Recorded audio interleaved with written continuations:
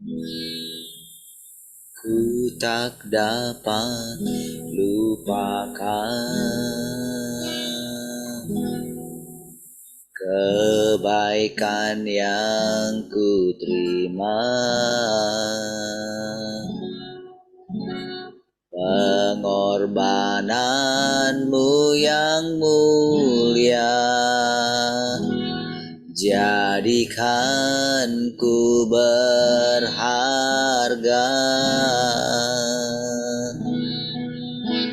Kau tulus menerima aku apa adanya, perbuatan kasih-Mu nyata, memulihkan hidupku. Kau bukan Tuhan yang melihat rupa, Kau bukan Tuhan yang memandang harta. Hati hamba yang selalu Kau cari, biar Kau temukan di dalamku. Ku hidup, ku mau menyembah-Mu, sebab Engkau sangat berarti bagiku. Yang terbaik yang ada padaku, ku persembahkan kepadamu,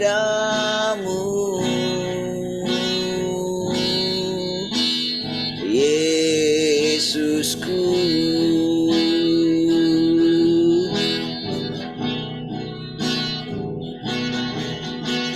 Ku tak dapat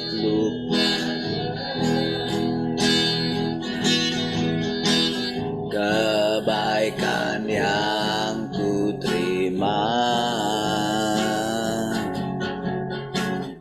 pengorbananmu yang mulia, jadikan ku berharga.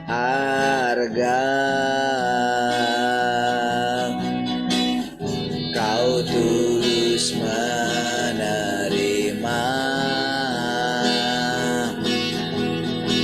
aku apa adanya,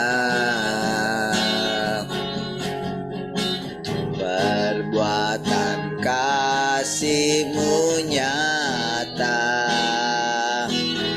memulihkan hidupku.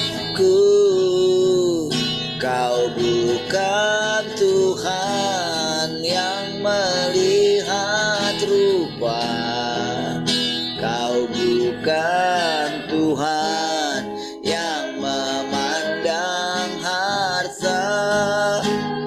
Hati hamba yang selalu Kau cari, biar Kau temukan di dalamku. Selama ku hidup, ku mau menyembah-Mu, sebab Engkau sangat berarti bagiku. Yang terbaik yang ada padaku, ku persembahkan kepadamu. Kau bukan Tuhan yang melihat rupa, Kau bukan Tuhan yang memandang harta. Hati hamba yang selalu kau cari, biar kau temukan di dalamku. Selama aku hidup mau menyembahmu, Bapa Engkau sangat berarti bagiku. Yang terbaik yang ada padaku, ku persembahkan kepadamu, Yesusku.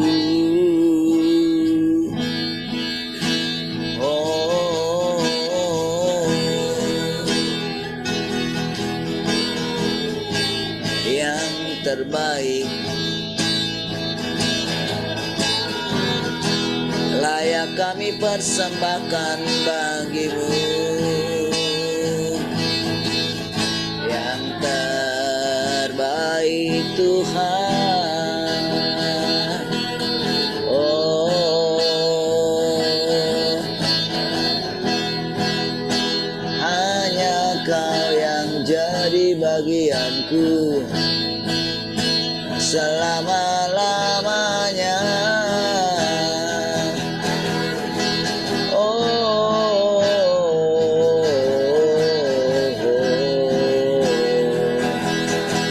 haleluya.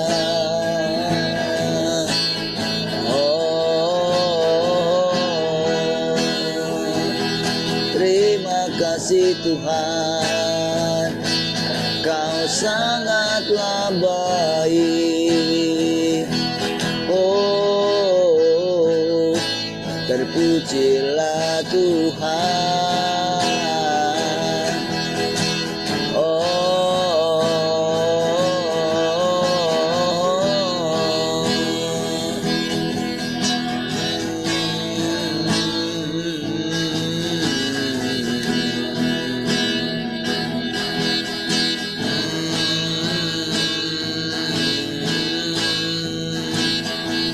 haleluya.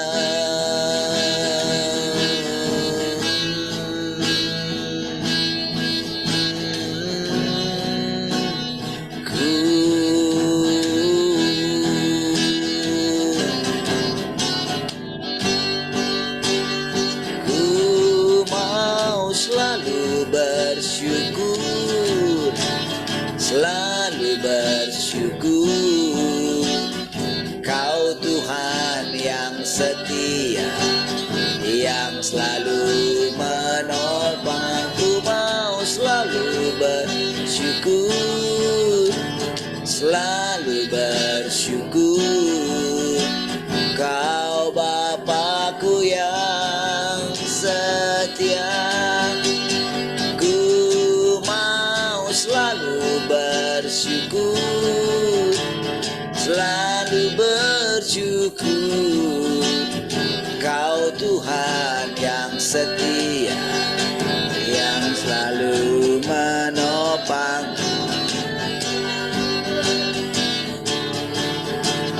Kalau bersyukur, Kau Bapakku yang setia.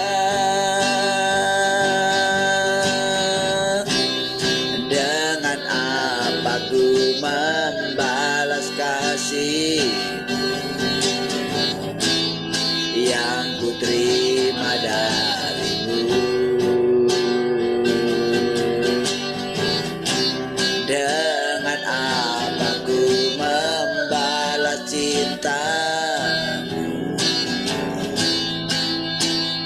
Oh Yesusku, ku mau selalu bersyukur, selalu bersyukur. Kau Tuhan yang setia, yang selalu menopang. Mau selalu bersyukur, selalu bersyukur. Kau Bapa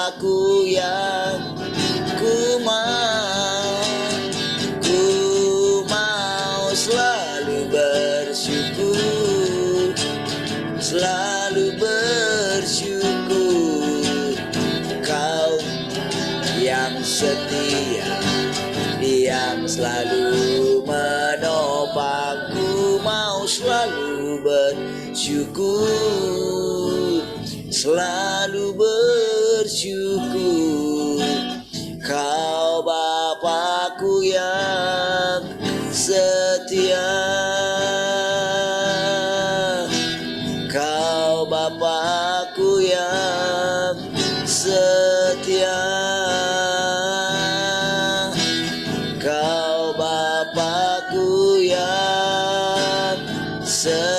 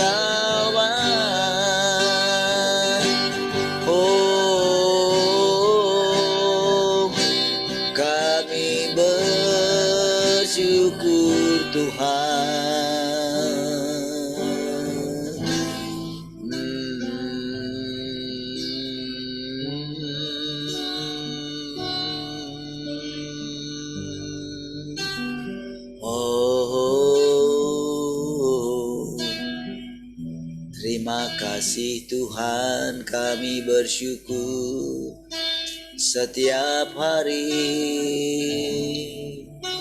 ketika kami datang kepadamu.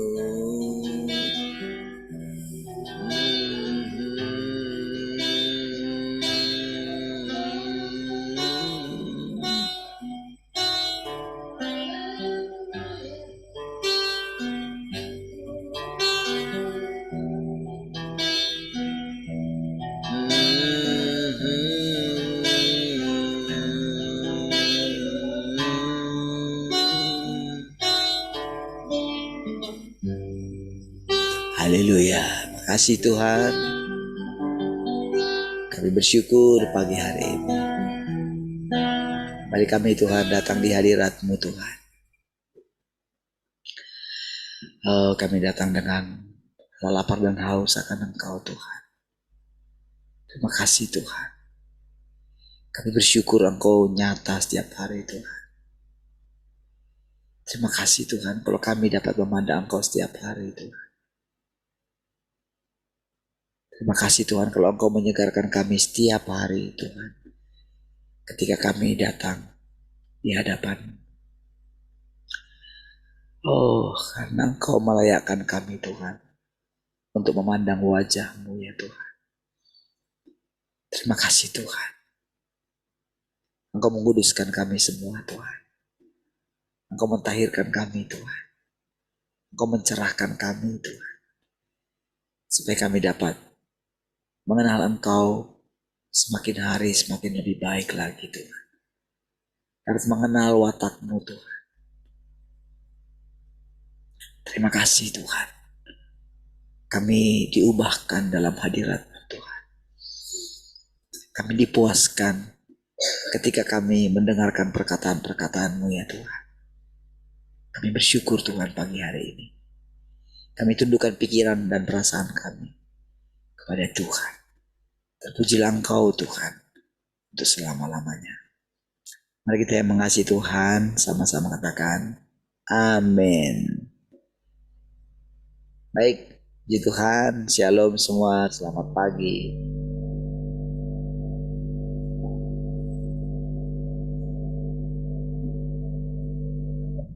Salam semua, selamat pagi.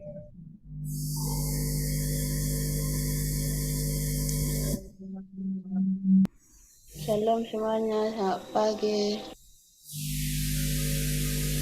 Selamat pagi semuanya. Shalom semuanya. semua selamat pagi. Baik, puji Tuhan.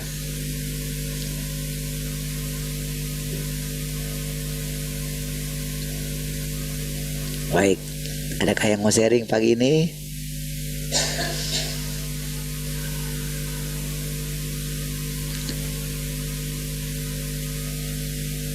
Satu, dua, Matian.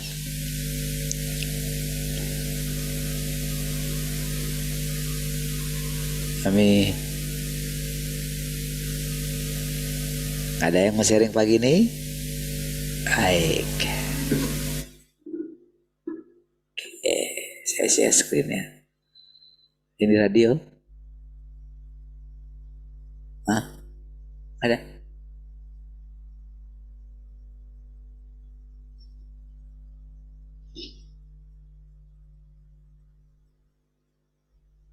Bentar ya.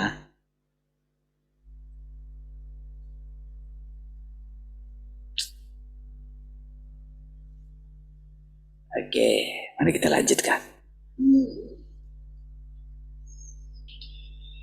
Segala hal yang bersumber dari pencerahan Roh Kudus terjadi dengan sangat alami, tidak dipaksakan atas dirimu. Gitu ya. Jika engkau tunduk akan hal itu, engkau akan beroleh kedamaian. Gitu ya. Jika tidak, setelahnya engkau akan ditegur. Dengan pencerahan Roh Kudus, apapun yang engkau lakukan tidak akan terganggu atau terkekang. Engkau akan dibebaskan. Akan ada jalan penerapan dalam tindakan-tindakanmu. Dan engkau tidak akan terkekang oleh apapun, melainkan mampu untuk melakukan kehendak Tuhan. Ya. Ciri yang dapat kita pelajari dari apa itu pekerjaan Roh Kudus, alami gitu, apa adanya gitu. Ya, cukup tenang.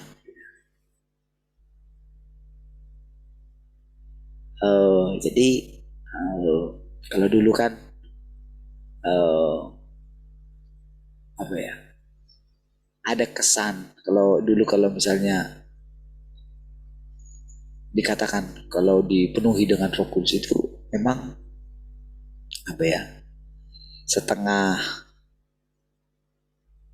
berbeda dengan apa yang kita dengarkan ya sekarang ini, bahwa pekerjaan Roh Kudus itu alami. Jadi membuat orang itu merdeka, bebas. Nah, makanya kita itu perlu apa ya? Perlu menyimpan firman Tuhan gitu di dalam ingatan kita. Gitu. Atau kita perlu mengingat firman Tuhan. Jadi kalau kita sudah mendengarkan perkataan ini, maka waktu kita mendengarkan perkataan yang misalnya tajam sekalipun gitu, firman yang mungkin tajam gitu, atau yang rasanya itu membuat apa ya, kayak kita itu masa sih kayak gitu Tuhan, nah gitu.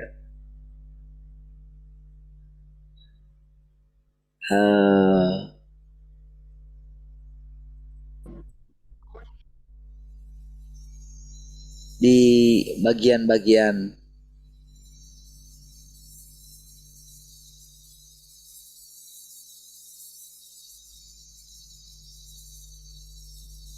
firman Tuhan yang lain itu saudara, ada firman yang benar-benar membuat para pendengarnya pada waktu itu saudara itu apa ya, kayak kecewa gitu. Kecewa karena mereka dikatakan bahkan jadi pelaku pelayanan pun tak pantas gitu. Apalagi ketika mereka disebut sebagai kamu itu keturunan Moab katanya gitu. Ya. Nah, jadi kalau kita lihat keturunan Moab itu kan keturunan Esau gitu. Ya, Esau kita tahu kan yang tidak Ini ya. Jadi inti kalau keturunan Moab itu bukan orang pilihan gitu loh. Jadi kadang firmannya, engkau mesti pergi dari sini gitu. Engkau akan disingkirkan katanya gitu ya. Nah, saudara, kalau kita tidak mengingat bagian firman Tuhan yang lain tentang watak Tuhan gitu, maka mungkin akan kecewa, ini nggak betul ini gitu. Padahal sebetulnya saudara, dari semua yang kita dengar, jadi kadang ada yang kita dengar itu mungkin ini kayaknya bukan ajaran Kristen gitu ya. Saya saudara dengan membaca terus bagian firman Tuhan ini saudara ya, itu semakin kaya saudara, semakin kaya dengan pengalaman-pengalaman gitu, juga semakin apa ya, semakin dewasa, semakin tidak takut disesatkan oleh apapun gitu. Jadi rasa percaya kepada Tuhan itu makin meningkat gitu.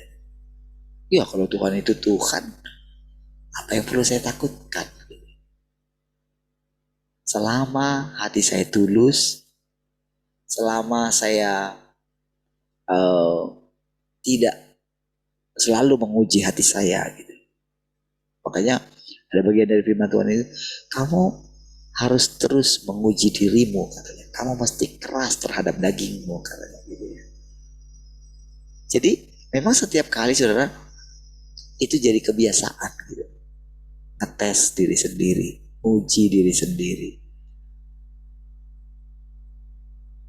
Karena memang siapa lagi yang paling tahu diri kita sendiri? Kan kita kan. Apa yang tersimpan dalam hati kita? Kita yang tahu kan. Kalau kita punya niat jahat terhadap orang lain, siapa yang tahu? Kita sendiri. Orang lain bisa kita tutupi gitu. Itulah yang melahirkan orang-orang munafik gitu. Sampai-sampai mereka itu menyimpan kesalahan.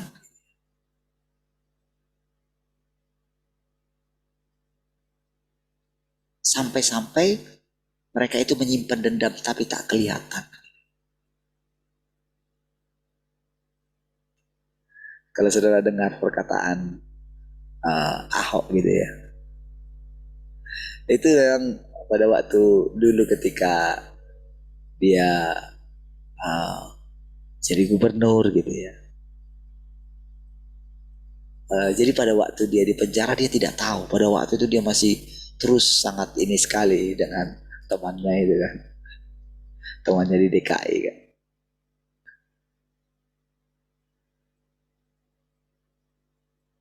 Jadi belakangan dia mulai tahu. Ternyata yang memasukkan dia ke penjara adalah orang yang dianggap dia sangat the best gitu.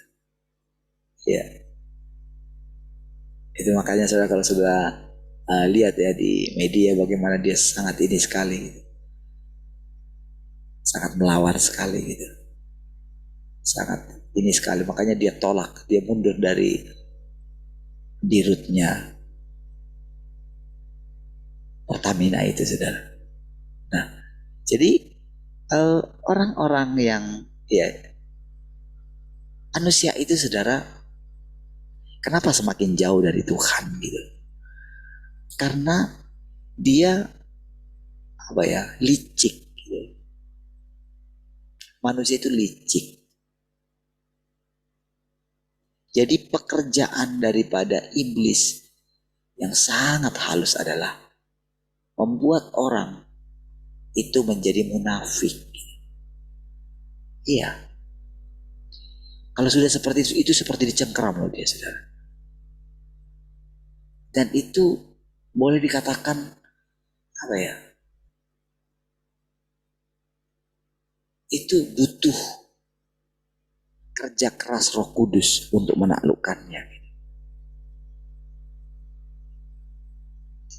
Jadi saudara, ketika kita itu apa adanya, Udah. Firman Tuhan itu membuat kita itu memang bebas gitu. Jadi tujuan daripada firman Tuhan memurnikan kita untuk menjadikan kita itu transparan gitu. Apa adanya gitu. Dari situlah orang akan bisa melihat Tuhan gitu. Dan saudara sendiri akan bisa melihat Tuhan gitu. Apa artinya kita bisa melihat Tuhan? Kan Tuhan itu kan ada di mana-mana. Tapi Tuhan yang sesungguhnya itu berdiam di dalam batin manusia.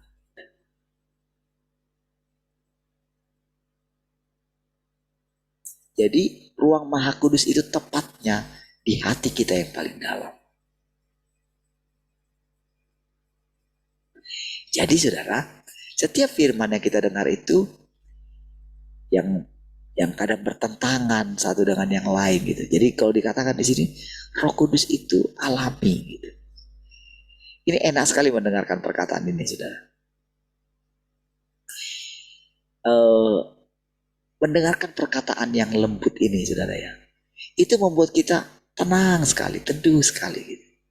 Dan kalau terus saudara merenungkan, kalau memang Tuhan itu seperti itu, saudara akan bisa menikmati betapa indahnya hidup ini, saudara.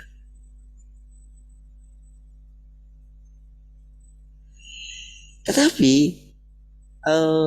ketika kita itu mendengarkan kalau Tuhan itu tegas gitu, maka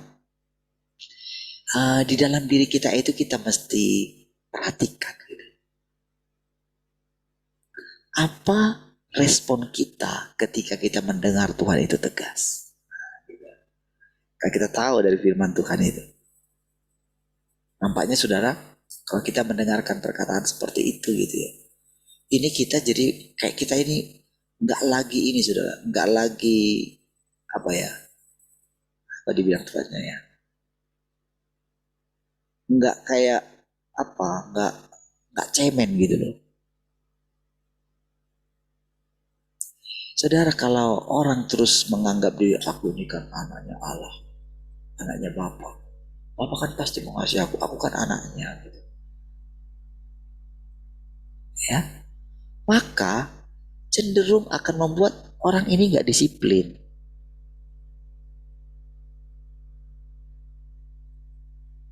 Orang itu akan sembraut hidupnya gitu. Makanya ketika kita mendengarkan firman penghakiman itu saudara ya, ketika kita mendengarkan firman, ketika orang-orang mendengarkan firman yang rasanya itu keras gitu. Keras itu bukan hanya menegur masalah dosa, bukan. Tapi keras itu sampai membuat orang apa ya, sangat, kalau tidak sesuai dengan pikirannya ya, itu pasti mukanya itu lain gitu. Iya. Saya ingat masa-masa awal dulu itu saudara. Ya saya lihat muka orang, apalagi ketika saya mengatakan gitu ya. Saya nggak tahu juga ya mengatakan itu. Saya lebih suka kamu tidak ada di sini gitu. Aduh. Tapi entah kenapa saya mengucapkan itu saudara. Jadi ketika saya mengatakannya saudara, saya apa ya, pada waktu itu yang saya rasakan gitu ya, yang saya rasakan saya ngomong aja ceplos-ceplos gitu. Tapi pada waktu itu ada memang jengkel dalam diri saya gitu. Dan belakangan saudara, saya mulai temukan gitu, kalau ternyata saudara segala hal yang terjadi dalam hidup kita itu ketika dia mengatakan Tuhan ada di dalam kita. Jadi saya mengingat sekali saudara, ketika saya terus mengatakan, Pak, Bu, saya ini sudah serahkan hidup saya loh sama Tuhan. Jadi saya ingat berkali-kali saya ngomong sama orang yang mau saya doakan. Jadi yang sekarang berdiri di hadapan Bapak Ibu, kalau engkau tahu tentang anugerah Allah, yang kau lihat adalah Tuhan. Saya ingat awal-awal ketika saya bicara itu, kan kita bertemu dengan kebenaran-kebenaran ini kan, dengan firman Tuhan ini kan, itu kan boleh dikatakan ketika saya sudah berhenti dari pergi keliling itu, saudara. Ketika Tuhan suruh keliling, berhenti itu, saudara. Saya ingat itu, saudara. Ya. Nah, jadi ketika saya mengatakan itu, saudara, memang pada waktu itu, saudara, saya merasakan benar-benar indah sekali gitu. Tapi selanjutnya ketika saya mulai melihat Tuhan itu tegas gitu. Nah, melihat Tuhan itu tegas dari omongan saya sendiri gitu. Jadi situ benar-benar, saudara, saya itu rasanya itu kalau kayak gini, kalau saya nggak berani mengatakan itu, berarti kamu lebih mengasihi manusia daripada aku gitu. Kamu tidak berani mengucapkan perkataan itu. Jadi sering, saudara, pada waktu itu, saudara, yang saya rasakan gitu, saya itu kayak memohon sama Tuhan, Tuhan janganlah gitu. Saya sampai bisa ngomong kayak gitu ya. Karena kalau ngomong indah kayak gini enak gitu, tenang gitu ya. Jadi, tapi saudara, ketika saya lihat gitu, dulu ketika saya lihat yang nggak benar gitu ya, itu rasanya, saudara, nggak bisa kayak gini gitu. Apalagi dulu kalau misalnya terlambat datang ibadah gitu ya. Itu rasanya, saudara, itu mau marah aja.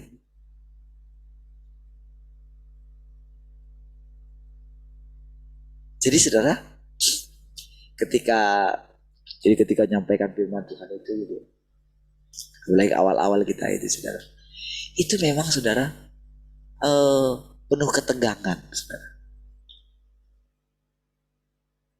Tapi ternyata itu mesti kita lewati, itu mesti saya lewati gitu, sampai benar-benar, saudara,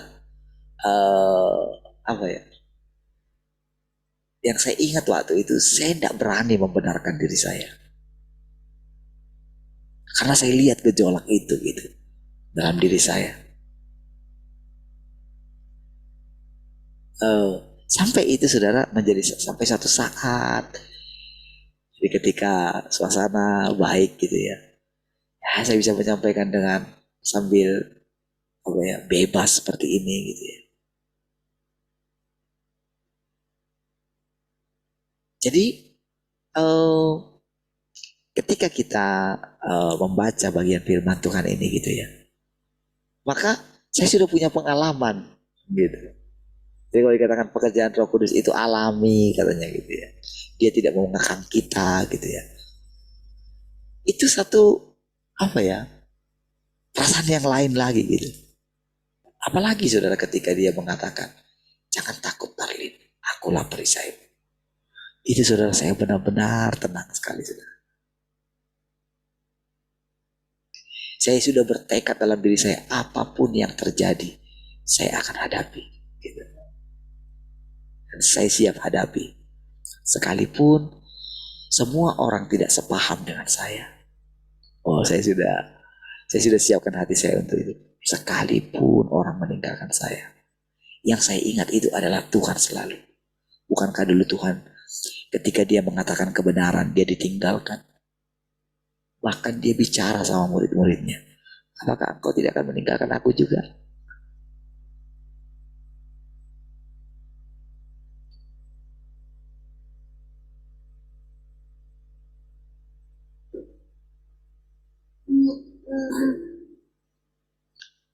Itu berbagai macam tipe manusia, saudara, diperhadapkan kepada saya, saudara.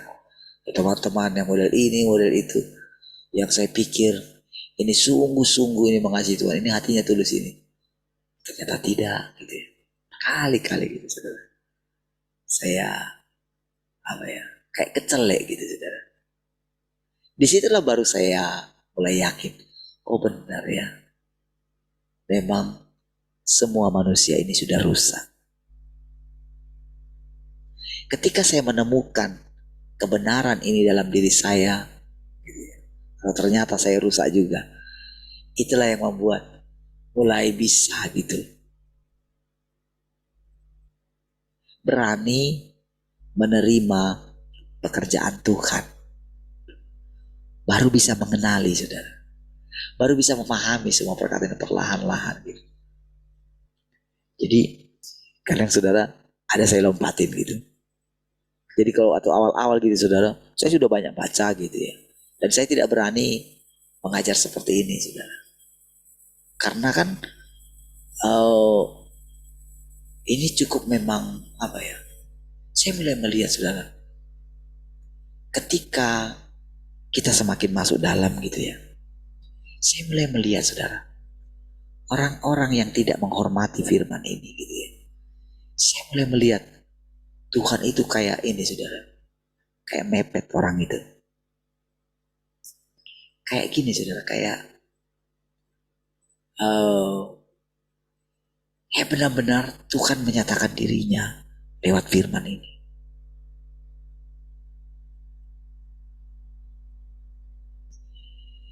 Tapi saudara,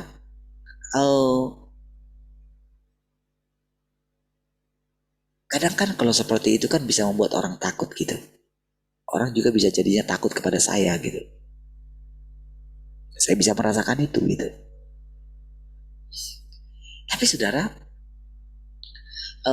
jadi ketika pada saat kondisi seperti itu saudara, itu saya cepat-cepat itu berdoa dalam hati saya gitu. Jadi ketika saya mulai melihat tanda-tanda iblis itu mau mengambil alih gitu. Jadi dari semua firman Tuhan itu yang saya dengarkan, yang saya makan gitu ya, yang saya coba pahami gitu ya. Jadi Roh Kudus itu benar dikatakan firman Tuhan itu. Walaupun ada triliunan miliaran orang, atau boleh dikatakan triliunan makhluk, aku bisa mengenali mereka satu demi satu, seperti aku mengenali atau melihat punggung tanganku sendiri katanya gitu. Oh, jadi saudara, Roh Kudus itu mengenal kita dan tahu bagaimana cara memulihkan kita. Oh saudara, itu benar-benar saudara. Jadi firman itu benar-benar membuat saya ini jadi mengerti gitu betapa sabarnya Tuhan itu. Betapa kenapa dia bilang, aku tidak mengharapkan 10% ketaatan, katanya gitu. Bahkan aku tidak berharap banyak, aku sedikit aja, 0,00 berapa gitu. Makanya tepat seperti yang Tuhan bilang kan, iman sebesar biji sesawi saja, kecil sekali. Memang segitu yang kita butuhkan, bukan iman yang besar. Iman yang besar itu saudara, itu cenderung akan membuat orang, kan kita tahu kan iman itu kan berasal dari Tuhan gitu. Kan ada orang yang pengen melakukan perbuatan yang sangat besar, itu dibutuhkan iman yang luar biasa. Iman besar maksudnya gitu. Tapi ternyata saudara, iman besar itu membuat orang menjadi sombong atau takabur. Makanya saudara, dia membawa manusia itu kembali ke tempat yang rendah gitu. Sudah. Jadi dulu saya ingat saudara, ketika jadi pendoa itu saudara, Saya itu apa ya, kayak dilatih itu pokoknya punya iman yang besar gitu. Itu ke bawah-bawah gitu. Jadi kalau kita dulu kan bangsa-bangsa kan gitu kan. Indonesia akan jadi kayak gini gitu kan. Tapi saudara, semua itu tidak alami, saudara. Sehingga membuat orang itu apa ya, tidak bisa hidup normal gitu.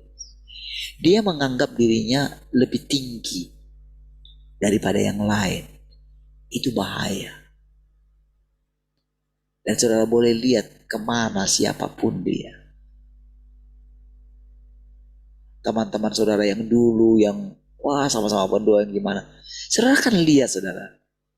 Bagaimana Tuhan kayak apa ya, mendesak, kayak membuat setiap orang itu mau tidak mau harus kembali menjadi normal gitu. Jadilah normal gitu. Milikilah pergaulan dengan orang lain dengan normal gitu. Kalau engkau menganggap dirimu lebih baik daripada orang lain, itu bukan dari Tuhan. Kalau engkau mulai membeda-bedakan dirimu gitu dengan orang lain gitu, itu tidak baik gitu. Tetapi di satu sisi engkau tidak bisa kompromi. Engkau harus menjaga juga pergaulanmu gitu. Engkau gak boleh hanyut dengan orang, dengan pemahaman orang gitu. Engkau mesti berjaga-jaga senantiasa. Jadi saudara, firman Tuhan itu sangat luas sekali. Makanya saudara perlu senantiasa itu diisi oleh firman. Nasihat saya bagi saudara, buka dirimu membaca firman Tuhan ini. Jadi kita ini kayak belajar gitu. Dan pelajaran kita ini jauh lebih tinggi daripada pelajaran sekolah manapun. Karena begini saudara, ketika engkau mendengarkan firman ini, engkau akan punya iman yang luar biasa. Jadi saudara, ketika saya mengatakan kepada saudara smart gitu, memang saya rasakan saya smart. Ini dalam diri kita ini saudara.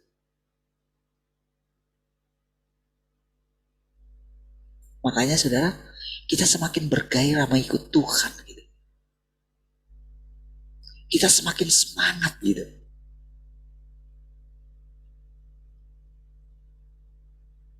Walaupun rasanya saudara kita diuji, kita tetap seperti ini gitu ya. Kayak kemarin misalnya habis ibadah gitu kan. Saya sampai mau gabung sama ibu-ibu gitu. Karena gak ada teman saya. Apa saya gabung sama ibu-ibu ya, bicara ngopi sama ibu-ibu gitu. Saya ketawa gitu saudara.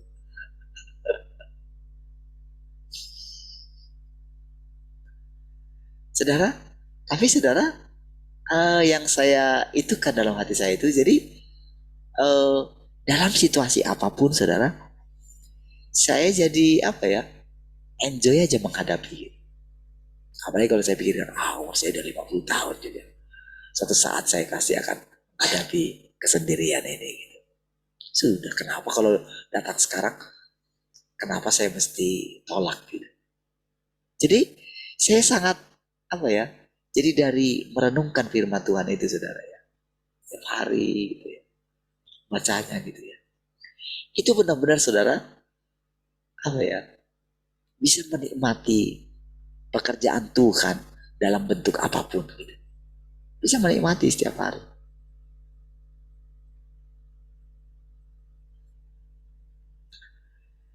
Baik, mari kita lanjutkan dulu ya.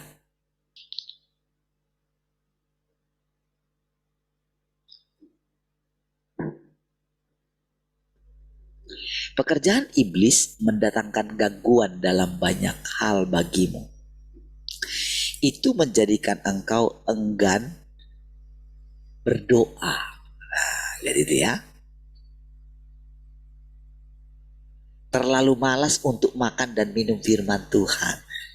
Kenali itu saudara. Dan tidak ingin menjalani kehidupan bergereja. Dan itu menjauhkanmu dari kehidupan rohani. Nah itu.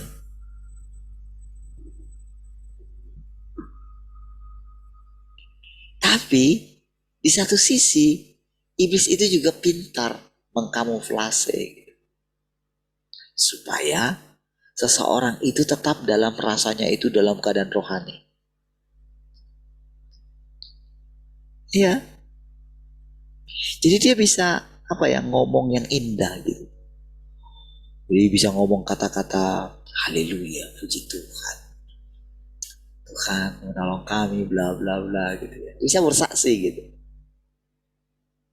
Sementara kehidupan yang sesungguhnya tidak seperti itu.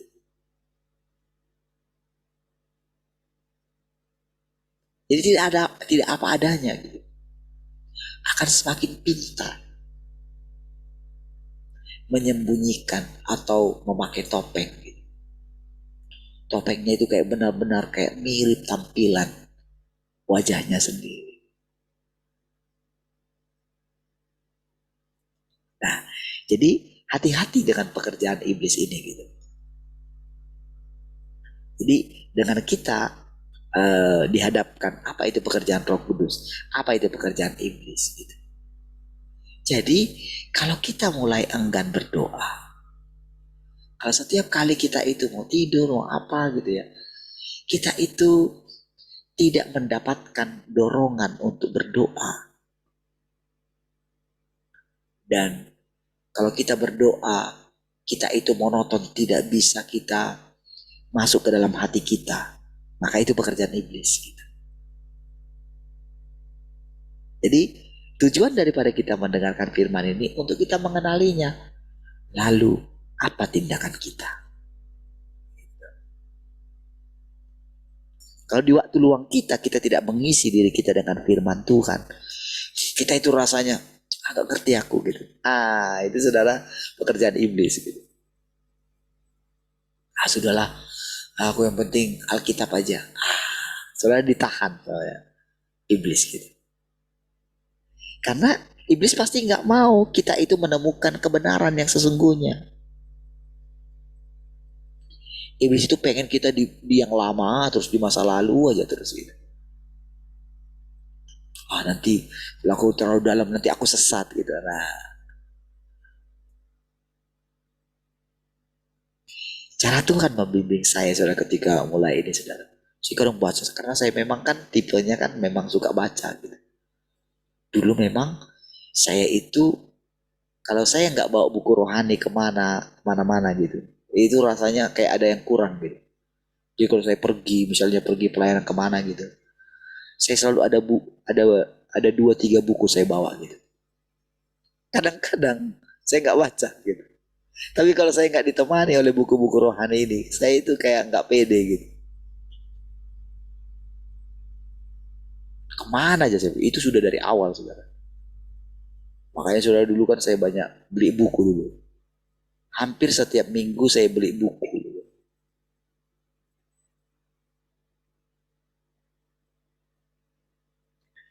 Ada dua tiga buku yang saya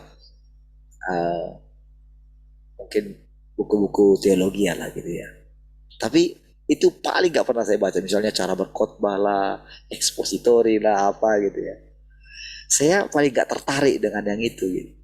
Saya tertarik dengan hal-hal profetik, kerasulan, tentang itu banyak saya baca itu. Sejarah gereja apa gitu. Bagaimana pertemuan, bagaimana perubahan itu. Jadi boleh dikatakan itu ya sedikit banyak saya sudah tahu lah gitu. Sedikit banyak sudah tahu, apalagi saya banyak bergaul dengan ya boleh dikatakan hamba-hamba Tuhan lah. Kan boleh dikatakan di Batam ini saudara ya, karena saya sudah cukup lama gitu. Boleh dikatakan orang-orang yang senior itu pun itu boleh dikatakan ya kawan saya sepantaran lah dulu semua. Atau siapapun mereka gitu. kayak istilahnya ya mau siapapun dia gitu. Mau dikatakan ya orang-orang yang sekarang yang senior itu ya cukup mengenal saya lah, gitu. Tahu gitu. Gitu ya. Jadi saudara, ketika mulai apa namanya ya, terus baca ini saudara ya. Jadi itu telah menjadi kayak pagar bagi saya gitu.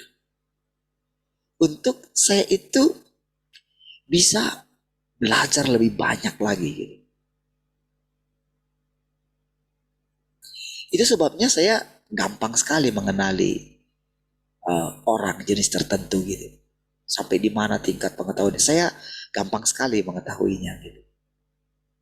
Ya karena saya banyak membaca gitu. Jadi ketika saya baca hal, saya melompat gitu misalnya ke hal yang jauh gitu, itu kadang membuat saya gini, ini apa ya? Ini kok kayak bukan ajaran Kristen ya gitu. Saya kan kayak gitu. Tapi saudara, karena ini dalam firman Tuhan, saya itu coba apa ya? Saya coba tenang saja gitu. Di dalam diri saya ada seperti ini, saudara. Jadi Roh Kudus itu benar-benar nyata gitu. Jadi dia bisa memberikan kita itu ketenangan gitu. Jangan takut, aku ada di sini. Aku pengajar sejati, gitu, saudara. Aku, eh jadi pada waktu awal-awal itu, saudara, saya gini, saudara. Saya nggak berani menyampaikan kepada saudara gitu, karena apa? Saya saja sulit menerimanya, Tuhan. Apalagi nanti mereka gitu. Jadi kadang saudara saya tahan gitu ya. Apalagi kalau misalnya ibadah raya itu saudara ya. Saya yang paling berat itu kalau khotbah ibadah raya. Gitu. Paling beratnya di situ. Karena apa? Karena eh, harus baca Alkitab. Gitu. Kan kalau kita khotbah di pada minggu gitu kan, kalau nggak buka ayat Alkitab gitu rasanya nggak pas kan gitu. Saya kadang sudah sering sekali saya siapkan gitu ya dari bagian firman Tuhan gitu. Tapi pas kalau ibadah raya paling sulit keluar saudara. Kalau di sini saudara saya nyaman sekali bicara karena saudara sudah mulai mengenal gitu. Saya boleh merasakan gitu apa ya, ketulusan hati kita itu makin lama makin tumbuh gitu. Saya tahu kita ini makin apa ya, makin bertumbuh gitu. Makin mulai mengenali apa itu pekerjaan Tuhan gitu. Saya mulai melihat bagaimana Roh Kudus itu bekerja dalam masing-masing kita gitu. Jadi saudara, ketika dalam kondisi seperti itu saudara, saya benar-benar ini saudara, mulai gini. Dulu saya nggak tahu itu bagaimana apa namanya itu mengekang Roh Kudus gitu. Kan karena Tuhan itu pakai mulut kita, sementara kan kita juga tinggal di dalam tubuh ini saudara. Kan kita itu bisa cenderung, saya katakan kepada diri saya lah. Saya kan bisa cenderung akan mengambil untung dari situ. Karena itu manusia. Mengambil untung di mananya saudara? Merasa diri lebih baik daripada orang lain. Merasa kalau setiap perkataan saya itu adalah perkataan Tuhan. Makanya bagian firman Tuhan itu akan mengingatkan kita. Manusia adalah manusia. Tuhan adalah Tuhan. Engkau harus menjalankan dirimu sebagai makhluk ciptaan Tuhan. Itulah sebabnya Yesus juga dikatakan, Yesus itu telah belajar menjadi taat sebagai anak. Iya. Makanya sudah kalau kita baca kemarin yang Wahyu pasal yang pertama itu kan, apa dikatakan di sana? Saksi yang setia. Yesus dikatakan saksi yang setia, yang pertama-tama bangkit dari antara orang mati. Coba lihat di sana. Dan cobalah saudara menjalankan hidup. Cobalah saudara bayangkan diri saudara adalah Yesus itu gitu. Coba bayangkan dirimu ketika engkau tumbuh. Ketika engkau mulai mengetahui yang baik dan yang jahat gitu. Lalu orang tua saudara mengatakan kepada saudara seperti Maria mengatakan kepada Yesus itu. Dia ceritakanlah tentang sejarah hidupnya. Bagaimana ketika dia mengandungnya. Sebelum aku menikah dengan bapakmu, aku sudah mengandung terlebih dahulu. Wow. Cobalah saudara bayangkan seorang anak kecil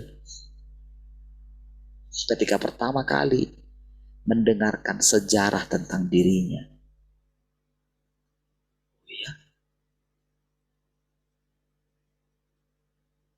Pada waktu itu, kami bingung sebetulnya.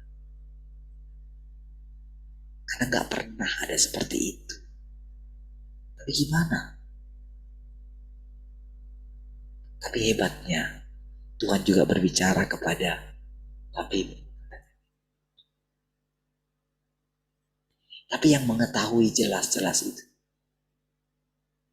adalah saya. Bayangkan saudara bagaimana Yesus ketika pertama kali mendengarkan itu.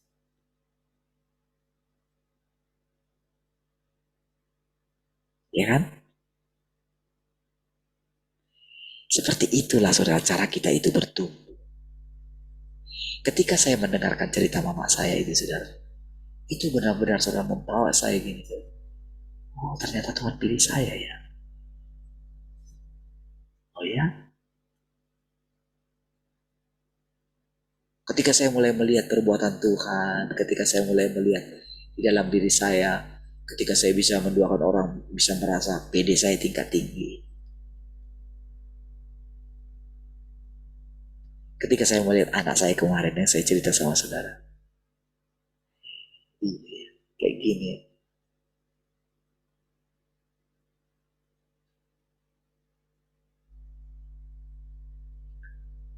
Jadi terkesan memang ada satu keberanian yang apa ya, PD-nya tingkat tinggi sekali saudara.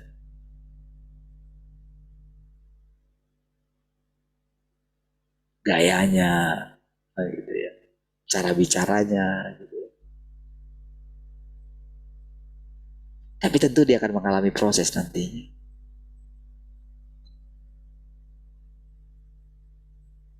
Ketika dia harus benturan kan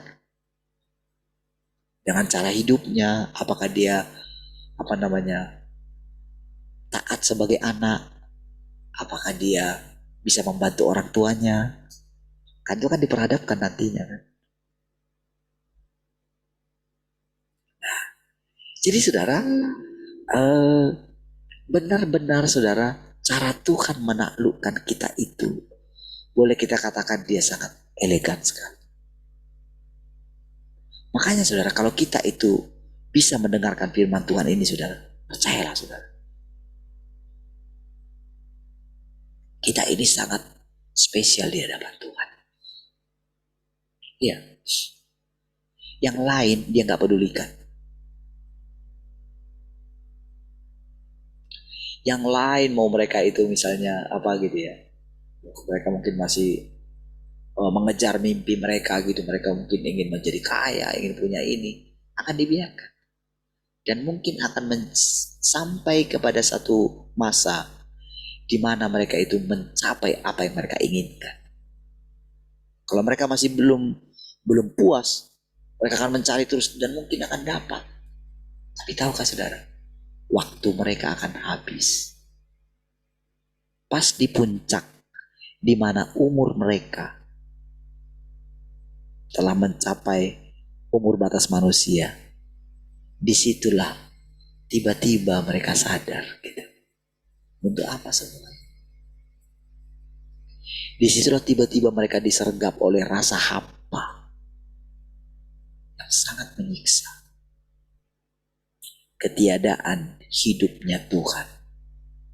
Iya. Oh, itu sangat hampa sekali, saudara. Makanya kan ketika pemuda yang kaya itu, ketika datang kepada Tuhan, dia ingin mendapatkan hidup yang kekal. Karena saudara, dia itu dicengkeram gitu. Padahal masih muda dia. Dia seorang mungkin pengusaha yang sukses gitu. Pengusaha muda yang sukses gitu. Gak apa saja gitu. Lalu dia melihat Yesus. Dia melihat perkataan-perkataan Tuhan betapa luar biasanya gitu. Lalu dia berkata gitu. Apa rahasianya? Bagaimana caranya mendapatkan hidup yang kekal? Oh, lakukan firman Tuhan ini. Oh, semua sudah saya lakukan itu, Pak. Oh gitu. Tapi tetap masih rasa hampa. Kalau gitu. Kamu mau benar-benar? Katanya gitu. Jual segala milikmu. Itu firman, saudara. Tahukah saudara? Apa yang kita dengarkan ini firman Tuhan yang keluar dari mulut Tuhan. Ketika saudara saya berani, saudara, menyerahkan apa saja, kehilangan apa saja. Ya, kehilangan posisi yang bagus dulu. Kehilangan, wah, kalau pada waktu itu saudara, itu dihormati orang, saudara. Sampai hari ini kan kalau saya pergi ke sana kan, itu sekutu-sekutu yang laut pasti hormat, saudara. Ya. Karena saya pernah membawahi mereka. Sampai hari ini.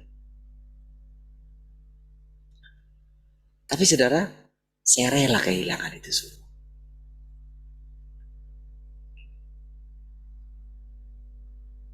Saya rela kehilangan teman-teman. Ketika menyalahartikan saya, berikutnya kalau kita lihat bagaimana ketika kita itu jadi LRU, waktu LRU orang-orang mulai meninggalkan. Orang mulai tidak memahami saya. Saya benar-benar rela. Iya, sampai dengan saat ini.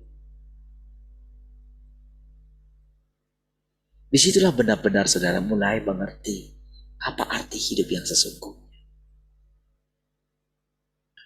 Jadi, tapi pemuda yang kaya itu saudara, dikatakan apa?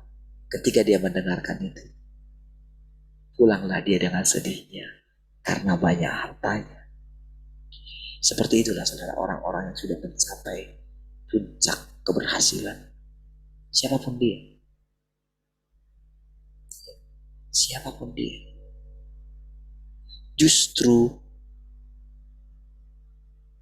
puncak keberhasilan Tuhan. Justru ketika dia itu puncak daripada pekerjaan Tuhan.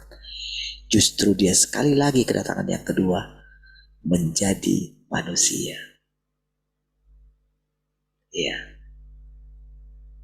Kan Tuhan itu kan sudah hidup dengan ya, menjadi Tuhan kan sekian lama kan. Apa yang tidak dinikmati dia? Semua mujizat dia katakan A. Dia berkuasa atas semua raja-raja. Ingat perkataan semalam dari kitab Wahyu itu. Dia memerintah atas raja-raja. Mau kita sekarang lihat saudara, kalau saudara ikutin bagaimana liciknya saudara. Untuk mempertahankan terus supaya langgeng kekuasaannya. Oh licik sekali saudara. Itu diatur, itu sistematis saudara. Hebat sekali. Saya ketika baca itu ya. Ketika tadi malam saya sampai jam berapa dengerin ya. Bagaimana pemaparan. Betapa ngerinya mereka mau berusaha mempertahankan kekuasaan gitu. Iya, dengan segala tipuan. Dengan segala bantuan-bantuan itu. Makanya saudara ya, saya ingatkan sama saudara. Mumpung masih belum ini ya. Kalau ada yang menawarkan uang gitu ya, gak usah terima lah. Ya, ada racun di dalamnya. Ya. Dulu saudara, ketika saya terima bantuan itu dulu ya, ketika saya terima tiap bulan saudara dari pemerintah, itu ingat waktu itu saudara, bukan saya yang minta itu saudara, bukan. Tapi orang lain yang memberikan punya dia bagi saya gitu. Sehingga saya sempat menikmatinya. Tapi ketika mulai saya melihat gelagat yang itu saudara ya, saya mulai begini, saya menyerahkan. Pada waktu itu saudara, orang yang memberikan itu merasa kayak berkuasa atas saya. Orang bukan uang dia, uang pemerintah, tapi kayak menekan saya gitu. Kayak saya itu merasa butuh sekali uang itu gitu. Karena kami sama-sama pendeta gitu. Harus ini, harus itu, buat laporan ini, laporan itu gitu ya. Lumayan juga waktu itu saudara, 500.000 satu bulan saudara. Terakhir sudah 500. Ya kena potongan pajak lah, baru 400 sekian. Saudara, ketika saya tidak terima itu saudara, waktu terima itu kan lumayan saudara, pas apalagi kalau pas gak punya uang saudara, sangat membantu. Apalagi kalau dirapel sekali 3 bulan kan, setahun lebih saudara. Wah, orang lain itu ketika saya bilang itu, wah saya tidak terima lagi, wah terkejut saudara. Jadi orang yang tadinya rasanya itu kayak ini saya setiap kali jumpa gitu ya, kayak merasa di atas saya gitu, ketika saya berikan,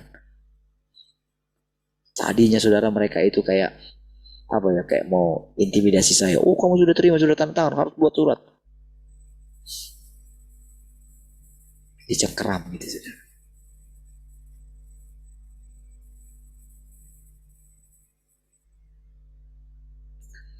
Jadi ketika saya serahkan itu saudara, ketika saya tak terima lagi, Tuhan pelihara hidup saya gitu. Iya, bahkan lebih dari situ saudara. Jadi benar-benar saudara saya apa ya, benar-benar melihat gitu, bagaimana pemeliharaan Tuhan itu nyata setiap hari. Iya, ketika anak saya terima kuliah gitu ya, terima gitu, terus dapat UKT-nya besar juga gitu. Jadi kadang saudara pengen ngajuin gitu ya, tapi saya tanya gitu sama Tuhan gitu, tanya gimana, kan lumayan juga saudara kalau kita ajuin gitu ya, pakai surat ini surat itu bisa turun 1 juta lebih gitu. Lumayan gitu kan, per semester loh saudara. Kalau turun 1 juta kan lumayan kan, berarti 1 tahun 2 jutaan gitu bisa turun gitu. Tapi saudara, saya coba apa namanya ya, enggak lah, kita kan pasti hidup apa adanya gitu, nggak bisa berbohong gitu. Sudah saudara, apa ya, ketika kita berani menyerahkan, itu sedikit daripada rela kehilangan nyawa. Iya, kita dilatih, kita harus latih diri kita itu rela kehilangan nyawa. Tapi nggak langsung nyawa kita yang seperti itu, saudara. Kan belum penganiayaan yang datang kepada pemuda yang kaya itu. Belum kan?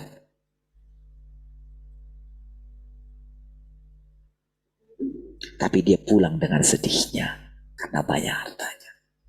Hal inilah yang membuat siapapun gitu ya, mau hamba Tuhan sehebat apapun dia, gampang saja saudara. Ya kan dites gitu.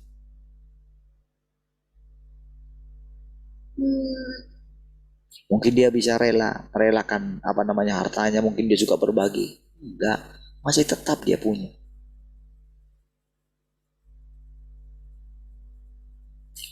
Lebih seringnya sulit itu untuk dilepaskan reputasi. Harus dihormati. Iya, sulit sekali. Makanya saudara, ketika kita mengalami, kalau seperti saya katakan kemarin gitu kan, ya nggak ada teman saya bicara gitu, ya kan?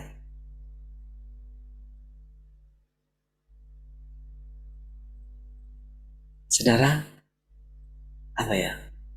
Hidup kita itu saudara ada dalam pengaturannya Tuhan. Jadi benar-benar dari kita mendengarkan setiap perkataan ini saudara ya, itu benar-benar kayak kita itu apa ya, diajar, terus kayak dia ikut di dalam gitu. Dia bukan menggurui. Makanya dikatakan tadi, pekerjaan Roh Kudus itu alami. Jadi sekaligus dia ada di dalam kita gitu. Turut merasakan.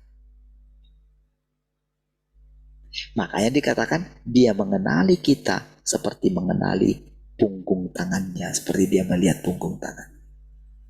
Jelas kelihatan.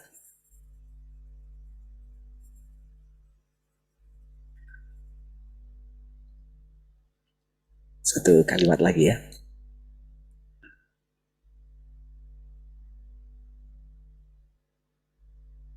Pekerjaan Roh Kudus tidak mengganggu kehidupan sehari-harimu dan tidak mengganggu kehidupan rohanimu yang normal. Jadi pekerjaan Roh Kudus itu tidak membuat kita itu terkungkung gitu. Ya masa kita tetap masak gitu. Kita bekerja tetap bekerja gitu, biasa saja. Berbicara dengan orang gitu. Makanya latih dirimu. Kayak kalau misalnya ngobrol dengan orang, dengerin dia, perhatikan gitu. Jangan hanya dirimu aja yang didengerin gitu. Dengerin. Itu latihan. Jadi pekerjaan Roh Kudus itu dikatakan tadi itu normal, tidak mengganggu kehidupan sehari-hari. Yang bekerja. Roh Kudus itu nggak bilang begini, udah hentikan semua pekerjaanmu itu, kamu harus di sini. Nggak kayak gitu. Justru dia normal. Ya, kita bisa bekerjain banyak hal gitu. Hati kita tetap tenang. Kita mesti mengurusin anak kita, antar mereka sekolah gitu, biasa gitu. Ketemu dengan orang, biasa normal. Dari situlah nanti saudara, kita tahu apa itu Tuhan menampakkan diri kepada semua orang. Semua mata akan memandang dia katanya. Nah, gitu saudara. Dari situ saudara akan lihat. Dan orang akan menangisi dia yang mereka tikam. Orang-orang yang mengkhianati saudara, yang mungkin benci kepada saudara. Apa bu? Saudara mungkin nggak tahu gitu. Iya. Kadang-kadang kita nggak tahu saudara. Mungkin yang nampaknya baik sama kita menyimpan sesuatu hal kepada kita saudara. Rasanya seperti menusuk dari belakang. Ya. Tapi saudara, seperti Tuhan katakan, akan meratapi dia yang mereka tikam. Orang-orang akan datang minta maaf. Mungkin sudah keliru tentang kita, tapi mungkin itu panjang gitu. Ketika mereka mulai melihat Tuhan itu semakin nyata, Tuhan itu sudah datang kedua kali saudara. Jadi kedatangan Tuhan kedua kali itu saudara, bukan sesuatu yang supranatural. Justru kedatangan Tuhan yang kedua kali Itu normal. Sorga itu benar-benar nyata dalam kehidupan sehari-hari. Makanya yang sekolah tetap sekolah dia, nggak apa-apa, nggak perlu takut. Kita mereka sesat nggak perlu takut. Ya, mereka belajar aja seperti biasa. Iya. Nanti tiba-tiba, nanti semua pengetahuan dunia ini akan berubah dengan sendirinya. Ketika muncul, jadi dari generasi kita ini, walaupun nampaknya anak-anak kita ini biasa, tapi tahukah saudara, Roh Kudus bekerja dalam diri mereka, memperbaiki mereka di dalam. Ya. Hebat sekali saudara. Baik saudara, mari kita berdoa. Terima kasih Tuhan, kami bersyukur pagi hari ini. Segala kemuliaan bagimu. Kami ingin melakukan pekerjaan kami hari ini, apapun yang kami lakukan, biar memuliakan Tuhan. Terpujilah Tuhan. Haleluya, sama-sama katakan. Amin. Baik. Puji Tuhan.